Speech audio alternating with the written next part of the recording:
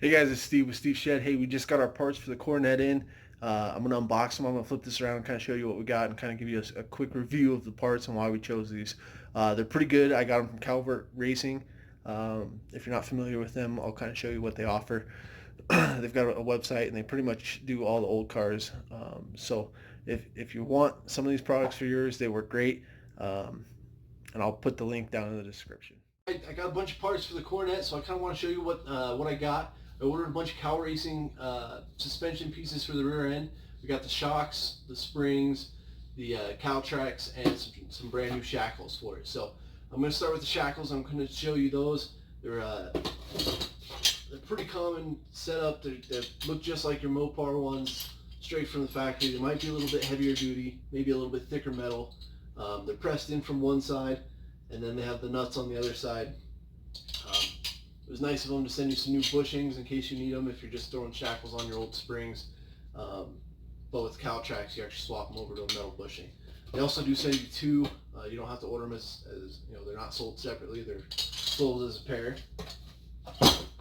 And then we've got our caltracs, and the very first thing that you get is your instruction booklet. And there's something in here, I'm not quite sure what it is, so we'll open that later and find out. And then the next thing you notice is you got your shock bolts and all your hardware for the bottom mounting portion of the shock, and some new metal bushings. These go in your leaf spring. They also give you a little bit of grease so that they slide in a little bit easier. Next, you have your front mounting equipment. Basically, your leaf spring goes in through here, mounts through this eye bolt, and then you have two adjustments, this top one and the bottom one. I believe you start with the bottom one, and then if you need a little bit more tension, you move to the top one. I'd have to read the instructions again to be sure, but that's what I think. We'll double check that later when we go to actually install it. And then this is your shock mount plate. It has your tab for your shock mount. It's got the 4 holes for the U-bolt springs, and then it's also got the other end of the, the bar. You put your stop nut somewhere, you adjust the bar and all that, and that's the bar. Basically round tube, threads on each end, and we set one up for you so you kind of have a little bit better idea of how it looks and how it works. So this is that one. So as you can see, we set it up for the shock on the inside, behind the axle.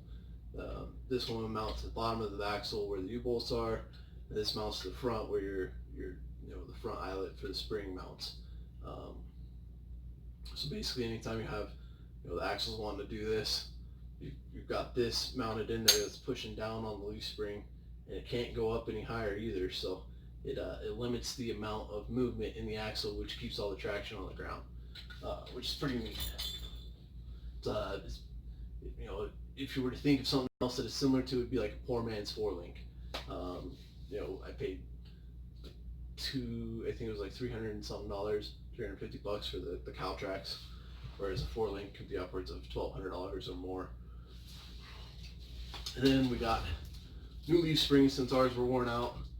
They have pretty heavy duty mounting retaining clips, which is pretty nice. And it looks like they probably come with bearings in them already, or bushing, sorry. We also went with a 1-inch raise in the rear. We want to put some big tires under there, and we kind of want to get it that muscle car stance anyway. So that's kind of why we went with the +1. Later on we may change it, but that's kind of the idea I want with this car. I want it to have a little bit of a rake and give it that muscle car appearance, so that when we show up at drag week, people are like, dang, that thing looks good. But let's head outside and get this stuff installed.